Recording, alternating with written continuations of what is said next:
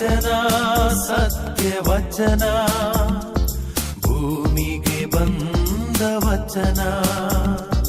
ವಚನ ಸತ್ಯ ವಚನ, ಭೂಮಿಗೆ ಬಂದ ವಚನ. ಆದಿಯಲ್ಲಿ ಇದ್ದ ವಚನ, ನಮ್ಮ ನೋಡ ಬಂದ ವಚನ. ವಚನ ಸತ್ಯ ವಚನ, ಭೂಮಿಗೆ ಬಂದ ವಚನ.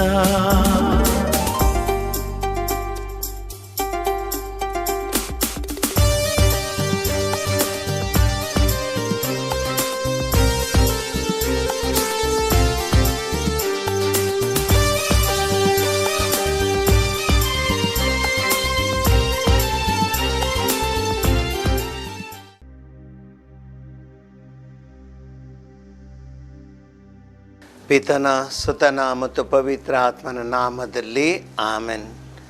ಪ್ರಿಯ ಸಹೋದರ ಸಹೋದರಿಯರೇ, ವಚನಾಮೃತ ಕಾರ್ಯಕ್ರಮಕ್ಕೆ ನಿಮಗೆಲ್ಲರಿಗೂ ಪ್ರೀತಿಯ ಸ್ವಾಗತ. ದೇವರ ವಾಕ್ಯವನ್ನು ಧ್ಯಾನಿಸೋಣ. ಜೀವನದಲ್ಲಿ ನಾವೆಲ್ಲರೂ ಮನುಷ್ಯರು ಪರೋಪಕಾರಿಗಳು. ಎಷ್ಟಂದರೂ ನಿಮ್ಮ ಜೀವನದಲ್ಲಿ ಯಾರಿಗಾದರೂ ನಾವು ಸಹಾಯ ಮಾಡುವಂಥ ಪರಿಸ್ಥಿತಿ ಬಂದೊದಗುತ್ತೆ. ಆವಾಗ ಯಾವ ರೀತಿಯಲ್ಲಿ ನೀವು ಸಹಾಯ ಮಾಡಬೇಕು, ಒಬ್ಬ ಪರೋಪಕಾರಿ ಆಗುವನು ಏನೆಲ್ಲ ಎಚ್ಚರ ವಹಿಸಬೇಕು, ಯಾವ ರೀತಿ ಆತನು ಮಾಡಿದಂಥ ಸತ್ಕಾರ್ಯಗಳು ಫಲ ಕೊಡಬೇಕಾಗದಂತಾಗಬೇಕು, ಇದೆಲ್ಲ ಯೋಚಿಸುವ ವಿಷಯಗಳು. ದೇವರ ವಾಕ್ಯ ಇದರ ಬಗ್ಗೆ ಜ್ಞಾನವನ್ನು ನೀಡುತ್ತೆ.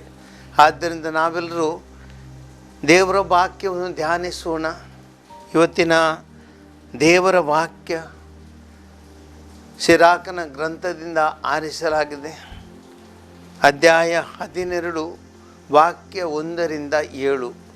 ಈ ವಾಕ್ಯವನ್ನು ಚೆನ್ನಾಗಿ ಧ್ಯಾನಿಸೋಣ. ಪರೋಪಕಾರಕ್ಕೆ ನಿಯಮಗಳು. ಯಾರಿಗೋಸ್ಕರ ಎಂದು ನೋಡು, ಸತ್ಕಾರ್ಯ ಮಾಡುವ ಮುಂದೆ ಆಗ ಧನ್ಯವಾದ ದೊರಕುವುದು ನಿನ್ನ ಸತ್ಕಾರ್ಯಕ್ಕೆ. ಭಕ್ತಿವಂತನಿಗೆ ಒಳ್ಳೆಯದನ್ನು ಮಾಡು, ನಿನಗೆ ಪ್ರತಿಫಲ ಸಿಗುವುದು. ಅವನಿಂದ ಸಿಗದಿದ್ದರೂ ಮಹೋನ್ನತನಿಂದಲಾದರೂ ಸಿಗುವುದು.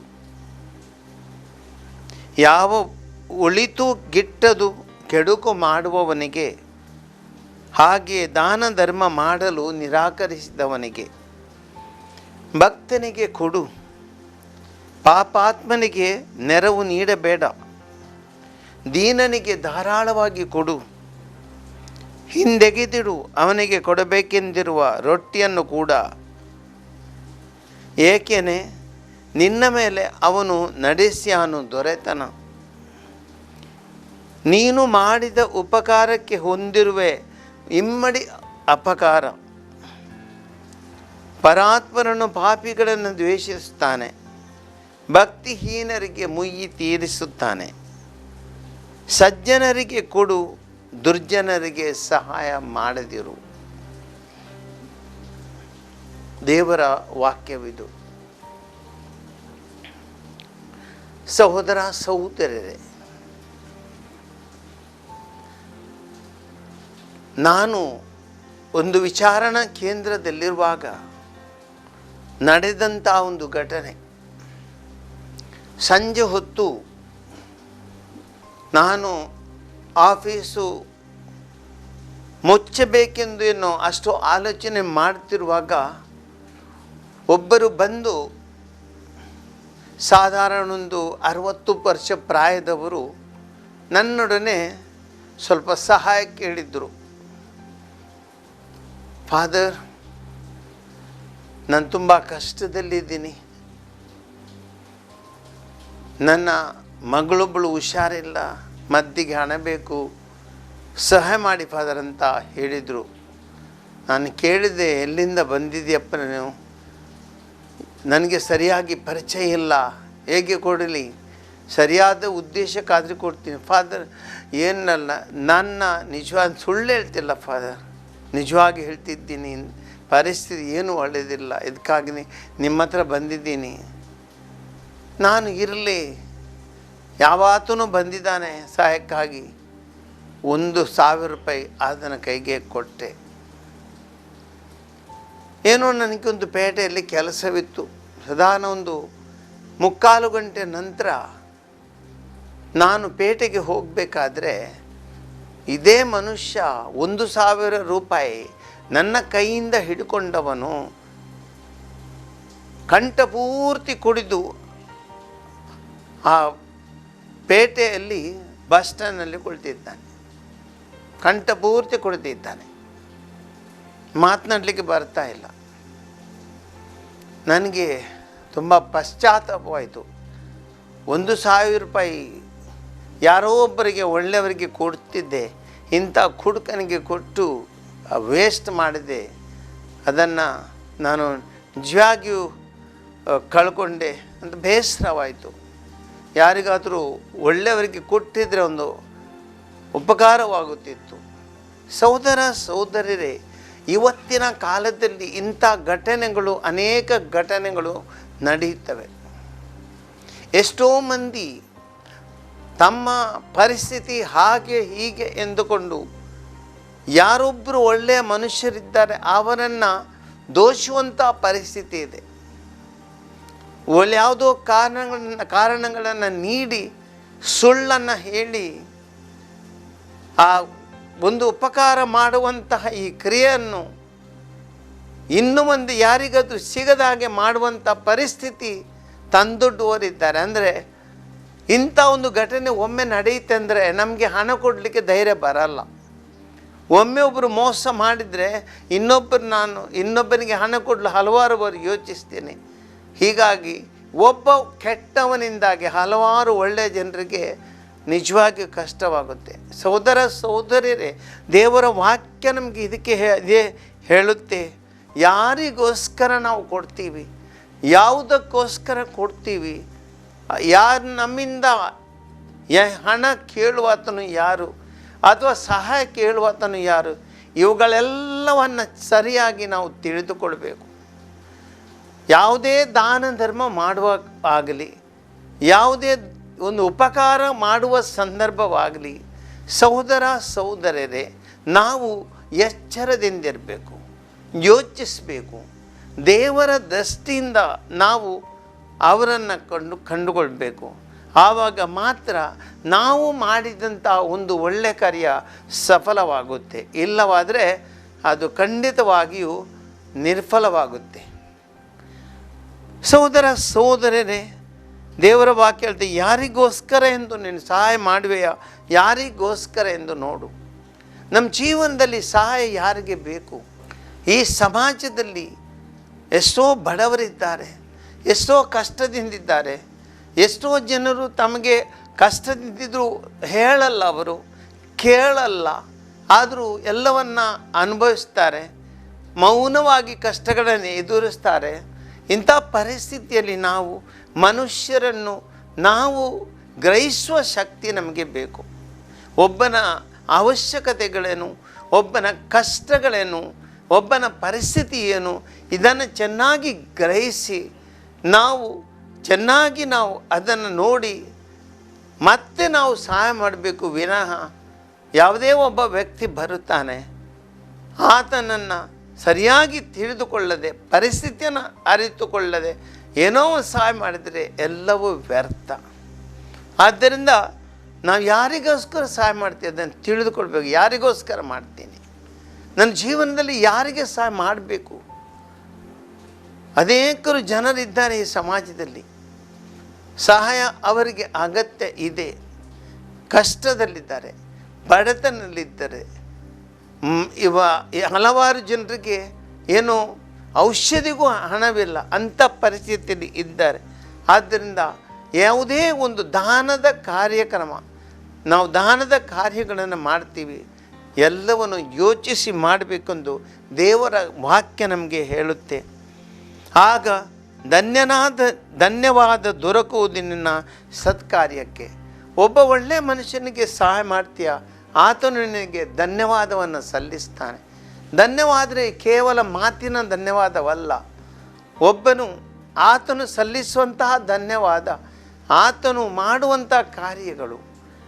ನಿನ್ನ ಸಹಾಯದಿಂದ ಯಾವಾತನೊಬ್ಬನು ಒಳ್ಳೆಯ ಕಾರ್ಯವನ್ನು ಮಾಡುತ್ತಾನೆ, ಏನು ಅದರಿಂದ ಪ್ರಯೋಜನ ಪಡೀತಾನೆ, ಇದು ನಿನಗೆ ಧನ್ಯವಾದ.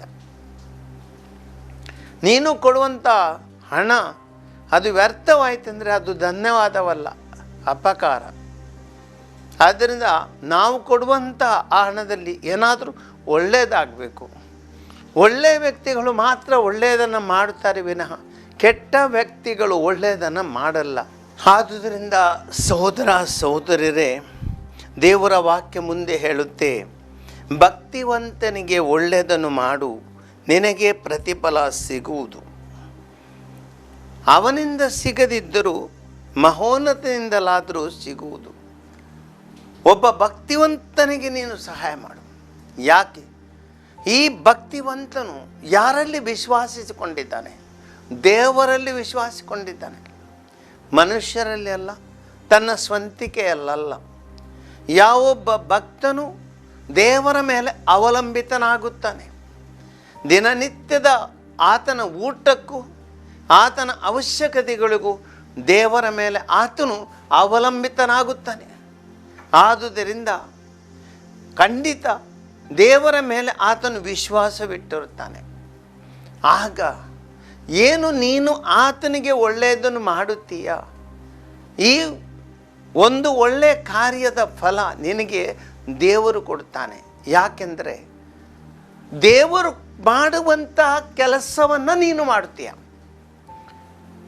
ಸಹೋದರ ಸಹೋದರರು, ಇದನ್ನು ಚೆನ್ನಾಗಿ ನೆನಪಿಟ್ಟುಕೊಳ್ಳೋಣ. ಯಾವೊಬ್ಬನಿಗೆ ನಾವು ಸಹಾಯ ಮಾಡ್ತೀವಿ, ಅವಶ್ಯಕತೆ ಉಳ್ಳವನಿಗೆ ಸಹಾಯ ಮಾಡ್ತೀವಿ, ಇದು ದೇವರು ಮಾಡುವಂಥ ಕೆಲಸ. ದೇವರು ನಮ್ಮನ್ನು ಅವರು ಆರಿಸಿಕೊಂಡಿದ್ದಾರೆ ಇಂಥ ಕೆಲಸಕ್ಕೆ.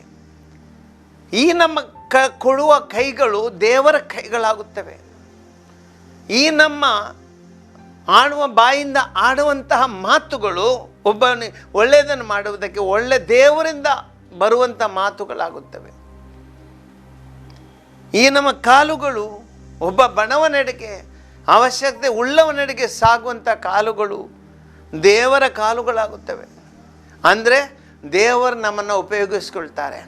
ದೇವರು ಯಾವುದನ್ನು ನಮ್ಮಿಂದ ಮಾಡಿಸ್ತದೆ ಅವರೇ ನಮ್ಮನ್ನು ಉಪಯೋಗಿಸ್ತಾರೆ. ಮತ್ತಾಯನ ಶುಭ ಸಂದೇಶದಲ್ಲಿ ಅಧ್ಯಾಯ 25 ವಾಕ್ಯ 31 ಹೇಳುತ್ತೆ, ನರಪುತ್ರನು ತನ್ನ ಮಹಿಮೆಯಲ್ಲಿ ಸಮಸ್ತ ದೂತರ ಸಮೇತ ಬರುವಾಗ ಮಹಿಮಾನ್ವಿತ ಸಿಂಹಾಸನದಲ್ಲಿ ಆಸೀನನಾಗುವನು. ಸರ್ವ ಜನಾಂಗಗಳನ್ನು ಆತನ ಸಮ್ಮುಖದಲ್ಲಿ ಒಗ್ಗೂಡಿಸಲಾಗುವುದು. ಕುರುಬನು ಕುರಿಗಳನ್ನು ಆಡುಗಳಿಂದ ಬೇರ್ಪಡಿಸುವಂತೆ ನಮ್ಮನ್ನು ಬೇರ್ಪಡಿಸುವನು. ಮತ್ತು ಅರಸನು ನಿಮಗೆ ಹೇಳುವನು, ನನ್ನ ಪಿತನಿಂದ ಧನ್ಯನೆನಿಸಿಕೊಂಡವರೇ ಬನ್ನಿ, ಲೋಕಾದಿಯಿಂದ ನಿಮಗೆ ಸಿದ್ಧ ಮಾಡಿದ ಸಾಮ್ರಾಜ್ಯವನ್ನು ಸ್ವಾಸ್ಥ್ಯವಾಗಿ ಪಡೆಯಿರಿ. ಏಕೆಂದರೆ ನಾನು ಹಸಿದಿದ್ದೆ, ನೀವು ನನಗೆ ಆಹಾರ ಕೊಟ್ಟಿರಿ. ನಾನು ಬಾಯಾರಿದ್ದೆ, ನೀವು ನನಗೆ ಕುಡಿಯಲು ಕೊಟ್ಟಿರಿ. ಬಟ್ಟೆ ಬರೆಯಿಲ್ಲದೆ ಇದ್ದೆ, ನೀವು ನನಗೆ ಉಡಲು ಕೊಟ್ಟಿರಿ. ರೋಗದಿಂದಿದ್ದೆ, ನೀವು ನನಗೆ ಸಂಧಿಸಿದಿರಿ. ನಾನು ಆರೈಕೆ ಮಾಡಿದಿರಿ. ಬಂದಿಯಾಗಿದ್ದೆ, ನೀವು ನನ್ನನ್ನು ಸಂಧಿಸಿದಿರಿ ಎಂದು ಹೇಳುವನು. ಅದಕ್ಕೆ ಆ ಸಜ್ಜನರು ಹೇಳುವರು, ಸ್ವಾಮಿ, ಯಾವಾಗ ನೀವು ಹಸಿದಿದ್ದನ್ನು ನಾವು ಕಂಡು ಆಹಾರ ಕೊಟ್ಟೆವು, ಬಾಯಾರಿದ್ದನ್ನು ಕಂಡು ಕುಡಿಯಲು ಕೊಟ್ಟೆವು, ಯಾವಾಗ ಅಪರಿಚಿತರಾಗಿದ್ದನ್ನು ಕಂಡು ಆಶ್ರಯ ಕೊಟ್ಟೆವು, ನಾವು ರೋಗಿಯಾಗಿದ್ದವರನ್ನ ಅಥವಾ ಬಂದಿಯಾಗಿದ್ದವರನ್ನ ಕಂಡು ನಾವು ಸಂಧಿಸಲು ಬಂದೆವು ಎಂದು ಕೇಳುವರು. ಆಗ ಅರಸನ ಪ್ರತ್ಯುತ್ತರವಾಗಿ ಹೇಳುವನು, ಈ ನನ್ನ ಸಹೋದರರಲ್ಲಿ ಒಬ್ಬನಿಗೆ ಅವನೆಷ್ಟೇ ಕನಿಷ್ಠವಾಗಿರಲಿ, ನೀವು ಹೀಗೆ ಮಾಡಿದಾಗಲೆಲ್ಲ ಅದನ್ನು ನನಗೇ ಮಾಡಿದಿರಿ ಎಂದು ನಿಮಗೆ ಸತ್ಯವಾಗಿ ಹೇಳುತ್ತೇನೆ. ಸಹೋದರ ಸಹೋದರರೇ, ದೇವರ ವಾಕ್ಯ ನಮಗೆ ಹೇಳುತ್ತೆ, ನಮ್ಮ ಜೀವನದಲ್ಲಿ ಅದೆಷ್ಟೋ ಜನರನ್ನು ನಾವು ಭೇಟಿ ಆಗ್ತೀವಿ, ಹಸಿದವರನ್ನು ಭೇಟಿ ಆಗ್ತೀವಿ. ಆ ಜನರಿಗೆ ಒಂದು ತುತ್ತು ಅನ್ನ, ಹಸಿದವರಿಗೆ, ಹಸಿದ ಹೊಟ್ಟೆಗೆ ಒಂದು ತುತ್ತು ಅನ್ನವನ್ನು ನಾವು ಕೊಟ್ಟರೆ ಇದು ನಾವು ಕೊಡುವುದಲ್ಲ, ದೇವರು ಕೊಡುವುದು, ನಮ್ಮಿಂದ ಕೊಡಿಸುವುದು. ಅದನ್ನು ಕೊಟ್ಟದ್ದು ಯಾರಿಗೆ? ಒಬ್ಬ ಒಳ್ಳೆಯ ಮನುಷ್ಯನಿಗೆ ಕೊಟ್ಟರೆ ದೇವರಿಗೆ ಕೊಟ್ಟಂತಾಗುತ್ತೆ. ಆದ್ದರಿಂದ ಭಕ್ತಿ ಕಾರ್ಯ ನೋಡಿ, ಭಕ್ತಿವಂತನಿಗೆ ಕೊಡು. ಆ ಭಕ್ತಿವಂತ ಹಸಿದಿದ್ದಾನೆ, ಅವನಿಗೆ ಖಂಡಿತವಾಗಿ ಸಹಾಯ ಮಾಡಬೇಕು. ಅದು ದೇವರೇ. ಆ ದೇವರು ನಿನ್ನನ್ನು ಆರಿಸಿದ್ದಾನೆ, ನಿನ್ನಲ್ಲಿ ಊಟವಿದೆ, ನಿನ್ನಲ್ಲಿ ಬೇಕಾದಷ್ಟು ತಿಂಡಿ ಇದೆ, ನಿನ್ನಲ್ಲಿ ಏನೋ ತಿನ್ನಲಿಕ್ಕೆ ಬೇಕಾದದ್ದು ಅದನ್ನು ಕೊಂಡುಕೊಳ್ಳಬೇಕಾದ ಹಣವಿದೆ.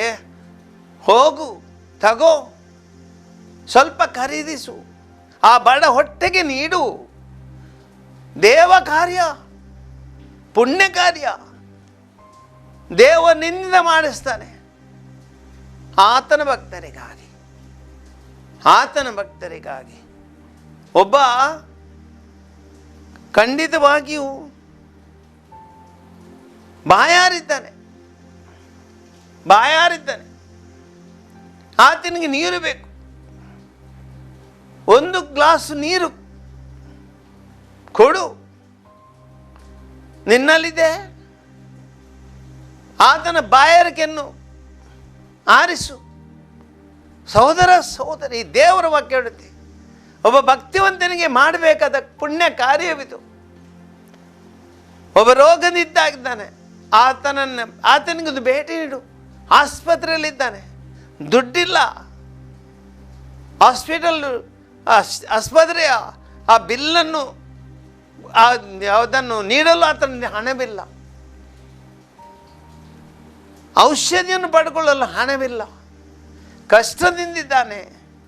ನಿನ್ನಲ್ಲೇನು ಸ್ವಲ್ಪ ಹಣ ಇದೆ, ನಿನ್ನ ಪರ್ಸಿನಲ್ಲಿ ಹಣ ಇದೆ, ನಿನ್ನ ಮನೆಯಲ್ಲಿ ಹಣವಿದೆ, ಮನಸ್ಸು ಮಾಡು. ಈ ಭಕ್ತಿವಂತನ ಸುಮ್ಮನಿರಕೋಬೇಡ. ಆ ರೋಗಿಯನ್ನು ಕಂಡು ನಿನ್ನ ಕಣ್ಣು ಮುಚ್ಚಿಕೊಳ್ಳಬೇಡ.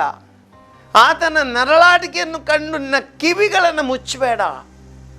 ನಿನ್ನಲ್ಲಿ ಬಾಯಿ ಇದೆ, ಒಂದು ಒಳ್ಳೆಯ ಮಾತನ್ನು, ಧೈರ್ಯ ನೀಡುವಂಥ ಮಾತುಗಳನ್ನು ಆಡಲು ನಿನ್ನ ಬಾಯಿ ಮುಚ್ಚಿಕೊಳ್ಬೇಡ. ಉಪಯೋಗಿಸು, ಒಳ್ಳೆಯ ಪುಣ್ಯ ಕಾರ್ಯವನ್ನು ಮಾಡು. ಇದು ದೇವರ ಇಚ್ಛೆ. ದೇವರ ವಾಕ್ಯ ಹೇಳುತ್ತೆ, ಯಾವುದನ್ನು ನೀನು ಇಂತಹ ಸಂದರ್ಭದಲ್ಲಿ ಯಾರಿಗೆಲ್ಲ ಮಾಡಿದ್ದೀರಿ, ಇದನ್ನು ನನಗೇ ನೀವು ಮಾಡಿದ್ದೀರಿ. ಇದೇ ದೇವರ ವಾಕ್ಯ ಹೇಳುವುದು. ಅದು ಅರ್ಥ, ನಾವೇನು ಮಾಡುತ್ತೇವೆ, ಭಕ್ತಿವಂತನಿಗೆ ಒಳ್ಳೆಯದನ್ನು ಮಾಡು, ನಿನಗೆ ಪ್ರತಿಫಲ ಸಿಗುವುದು. ಆದ್ದರಿಂದ ಸಹೋದರ ಸಹೋದರರೇ, ನಮ್ಮ ಜೀವನದಲ್ಲಿ ಯಾವಾದರೂ ಒಳ್ಳೆಯ ವ್ಯಕ್ತಿಗಳಿಗೆ ಸಹಾಯ ಮಾಡುವ ಪರಿಸ್ಥಿತಿ ಬರುತ್ತೆ, ಸುಮ್ಮನಿರೋದಲ್ಲ. ದೇವರು ನಮಗೆ ಹೃದಯ ಕೊಟ್ಟಿದ್ದಾನೆ, ಪ್ರೀತಿಸುವ ಹೃದಯ ಕೊಟ್ಟಿದ್ದಾನೆ. ಇನ್ನೊಬ್ಬರನ್ನ ಪ್ರೀತಿಸೋಣ. ದೇವರು ನಮಗೆ ಮಾತನಾಡುವ ಒಂದು ಬಾಯಿಯನ್ನು ಕೊಟ್ಟಿದ್ದಾರೆ. ಒಳ್ಳೆ ಮಾತುಗಳನ್ನಾಡೋಣ, ಧೈರ್ಯ ಕೊಡೋಣ ಜನರಿಗೆ. ಅವರ ಕಷ್ಟ ಕಾಲದಲ್ಲಿ ಅವ್ರಿಗೊಂದು ನಮ್ಮ ಮಾತುಗಳನ್ನು ಖಂಡಿತವಾಗಿ ಅವರಿಗೆ ಪ್ರೋತ್ಸಾಹಿಸೋಣ. ದೇವರು ನಮಗೆ ಕಣ್ಣು ಕೊಟ್ಟಿದ್ದಾರೆ, ಈ ಕಣ್ಣುಗಳಿಂದ ಇತರರ ಕಷ್ಟಗಳನ್ನು ತಿಳಿದುಕೊಳ್ಳೋಣ. ಕಿವಿಗಳನ್ನು ಕೊಟ್ಟಿದ್ದಾರೆ, ಇದರ ಕಷ್ಟವನ್ನು ಆಲಿಸೋಣ. ದೇವರು ನಮಗೆ ಖಂಡಿತವಾಗಿಯೂ ಕೈಗಳನ್ನು ಕೊಟ್ಟಿದ್ದಾರೆ. ಈ ಕೈಗಳಿಂದ ಏನಾದರೂ ದಾನ ಮಾಡೋಣ, ಈ ಕೈಗಳಿಂದ ಇತರಿಗೆ ಸಹಾಯ ಮಾಡೋಣ, ಈ ಕೈಗಳಿಂದ ಇತರೊಂದು ಸೇವೆಯನ್ನು ಮಾಡೋಣ. ದೇವರು ನಮಗೆ ಸಮಯ ಕೊಟ್ಟಿದ್ದಾರೆ, ಈ ಸಮಯವನ್ನು ಇತರರಿಗಾಗಿ ವ್ಯಯಿಸೋಣ. ಒಳ್ಳೆಯ ಕಾರ್ಯ ಮಾಡುವಂಥ ಹಲವಾರು ಸಂದರ್ಭಗಳು ನಮಗೆ ಬಂದೊದಗುತ್ತವೆ. ಸಹಾಯ ಮಾಡುವಂಥ ಒಳ್ಳೆಯ ಮನಸ್ಸನ್ನು ತೋರಿಸೋಣ. ಇದು ದೇವರ ವಾಕ್ಯ ನಮಗೆ ಹೇಳುತ್ತೆ. ಮುಂದೆ ದೇವರ ವಾಕ್ಯ ಹೇಳುತ್ತೆ, ಅವನಿಂದ ಸಿಗದಿದ್ದರೂ ಮಹೋನ್ನತನಿಂದಲಾಗದರೂ ಸಿಗುವುದು. ಸಹೋದರ ಸಹೋದರರೇ, ಒಳ್ಳೆಯದನ್ನು ಮಾಡ್ತೀವಿ ನಾವು. ಒಳ್ಳೆಯದನ್ನು ಮಾಡಿದಾಗ ಅವರಿಂದ ನಾವು ಯಾವತ್ತೂ ಏನು ಅಪೇಕ್ಷಿಸಬಾರದು. ಒಂದು ಕೈಯಿಂದ ನಾವು ತೆಗೆದು ಕೊಡ್ತೀವಿ, ಅದು ನಾವು ಆ ಒಂದು ಕೈಯಿಂದ ಕೊಡುವಾಗ ನೆನಪಿಡೋಣ ಸಹೋದರ ಸಹೋದರರೇ, ಈ ನಮ್ಮ ಕೈ ನಮ್ಮ ಜೇಬಿಗೆ ಹೋಗುವಾಗ ದೇವರ ಕೈ ಅದು ಅವರ ಸ್ವರ್ಗೀಯ ಆ ಭಂಡಾರಕ್ಕೆ ಆ ಕೈ ಹೋಗುತ್ತೆ. ಎಷ್ಟು ನೀನು ತೆಗೆದು ಕೊಡ್ತೀಯಾ ಅದಕ್ಕಿಂತ ಹೆಚ್ಚು ಪಾಲು ದೇವರು ನಿನಗೆ ಕೊಡ್ತಾರೆ. ದೇವರು ನಿನಗೆ ಕೊಡ್ತಾರೆ. ನೀನು ಒಳ್ಳೆಯ ಮನಸ್ಸನ್ನು ಮಾಡುವಾಗ ಆ ದೇವರು ಒಳ್ಳೆಯ ಮನಸ್ಸನ್ನು ಮಾಡ್ತಾನೆ.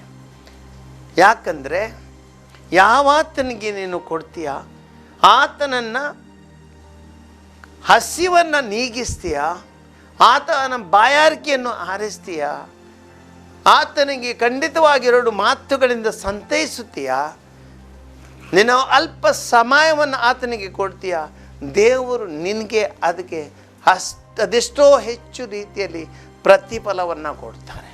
ಇದೇ ದೇವರ ವಾಕ್ಯ ನಮಗೆ ಹೇಳುತ್ತೆ. ಆದ್ದರಿಂದ ಇತರರಿಗೆ ಸಹಾಯ ಮಾಡೋಣ, ಭಕ್ತನಿಗೆ ಕೊಡು. ಮುಂದೆ ದೇವರ ವಾಕ್ಯ ಹೇಳ್ತದೆ, ಕೆಟ್ಟವನಿಗೆ ಕೊಡ್ತೀಯಾ ಏನು ಪ್ರತಿಫಲ ನಿನಗೆ ಸಿಗುವುದು. ಕೆಟ್ಟವನಿಗೆ ಕೊಟ್ಟರೆ ಈ ಕೆಟ್ಟವ ಅದು ಖಂಡಿತವಾಗಿ ದೇವರ ದೃಷ್ಟಿಯಿಂದ ನೋಡಲಾರನು, ಆತನು ಸ್ವಾರ್ಥದಿಂದ ನೋಡುವನು. ಆದ್ದರಿಂದ ನೀನು ಕೊಟ್ಟಂಥ ಒಂದು ಒಳ್ಳೆ ಕಾರ್ಯ ಆತನು ಒಳ್ಳೆ ಕಾರ್ಯ ಎಂದು ಸ್ವೀಕರಿಸಲ್ಲ. ಆತನು ಬರೀ ಸ್ವಾರ್ಥಿ. ನಿನ್ನ ಕೈಯಲ್ಲಿ ಏನಿದೆ ಆತನು ಯೋಚಿಸ್ತಾನೆ, ಅದು ಆತನದು, ಅದನ್ನು ಪಡ್ಕೊಳ್ಬೇಕು. ಆತನ ಹೃದಯದಲ್ಲಿ ಬರೀ ತುಂಬಿದೆ ಸ್ವಾರ್ಥ. ಈ ಸ್ವಾರ್ಥದ ಮೂಲಕ ಎಲ್ಲವನ್ನೂ ಪಡೆದುಕೊಳ್ಬೇಕು, ತಾನೇ ದೊಡ್ಡವನಾಗಬೇಕು, ತಾನೇ ಜೀವನದಲ್ಲಿ ಮುಂದೆ ಬರಬೇಕು, ತಾನೇ ಜೀವನದ ಸಂತೋಷ ಹೋಗಬೇಕು. ಎಂಥ ಕೆಟ್ಟ ಯೋಚನೆಗಳಿಂದ ಈತನು ತುಂಬಿರ್ತಾನೆ. ಹೀಗಿರುವಾಗ ನೀನು ಮಾಡಿದ್ದಂಥ ಸಹಾಯ ವ್ಯರ್ಥ, ಅದು ಫಲ ನೀಡಲ್ಲ. ಕೆಟ್ಟವನಿಗೆ ಸಹಾಯ ಮಾಡು, ಏನು ಪ್ರಯೋಜನ ಬರಲ್ಲ. ಆತನು ಅದನ್ನು ಚೆನ್ನಾಗಿ ಉಪಯೋಗಿಸಲ್ಲ. ಮೋಜು ಮಸ್ತಿಯಲ್ಲಿ ಆತನು ಇದನ್ನು ವ್ಯಯಿಸ್ತಾನೆ ವಿನಃ ಒಳ್ಳೆಯ ಕಾರ್ಯಕ್ಕಂತೂ ಖಂಡಿತವಾಗಿ ಉಪಯೋಗಿಸಲ್ಲ. ಆದ್ದರಿಂದ ಏನಾದರೂ ಮಾಡ್ತೀಯ, ಭಕ್ತಿವಂತನಿಗೆ ಕೊಡು, ಒಳ್ಳೆಯವನಿಗೆ ಕೊಡು, ಸರಿಯಾಗಿ ತಿಳಿದುಕೊಂಡು ಕೊಡು. ಇದರಿಂದ ನಿನಗೆ ಪ್ರತಿಫಲ ದೊರಕುವುದು. ಪಾಪಾತ್ಮನಿಗೆ ಕೊಡು, ಪಾಪಾತ್ಮನಿಗೆ ಕೊಡಬೇಡ, ಭಕ್ತನಿಗೆ ಕೊಡು. ದೇವರ ವಾಕ್ಯ ಹೇಳ್ತದೆ, ಪಾಪಾತ್ಮನಿಗೆ ಕೊಡಬೇಡ, ಭಕ್ತನಿಗೆ ಕೊಡು. ದೀನನಿಗೆ ಧಾರಾಳವಾಗಿ ಕೊಡು, ದೀನನಿಗೆ ಧಾರಾಳವಾಗಿ ಕೊಡು. ಯೋಚಿಸಬೇಡ, ಹಿಂಜರಿಯಬೇಡ, ಧಾರಾಳವಾಗಿ ಕೊಡು. ಅಧರ್ಮಿಗೆ ಕೊಡಬೇಡ, ಅಧರ್ಮಿಗೆ ಕೊಡಬೇಡ.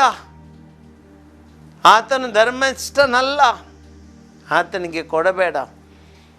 ಹಿಂದೆಗೆದಿಡು.